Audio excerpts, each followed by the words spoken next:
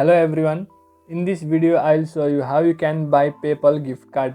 So let's start. First of all, go to any browser, then search for paypal.com/gift.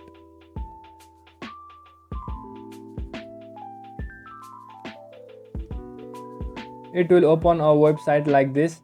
From here you can select the different types of gift cards that you want to buy. There are various options and categories such as Starbucks gift card, Apple gift card, Domino's, Google Play gift card and so on. Tap on the gift card that you want to purchase. Let's go for Google Play gift card. Scroll below, then select the amount. After that you will find a screen like this.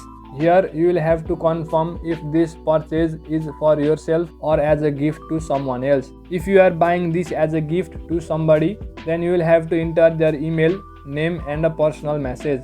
If you are purchasing it for yourself, then tap on this is for me and tap on add to cart.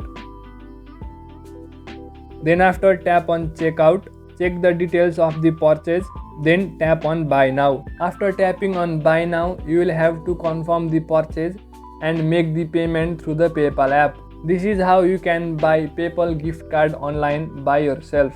Well, that's it for the video. Make sure to leave a like if you found this helpful and subscribe to the channel for further videos.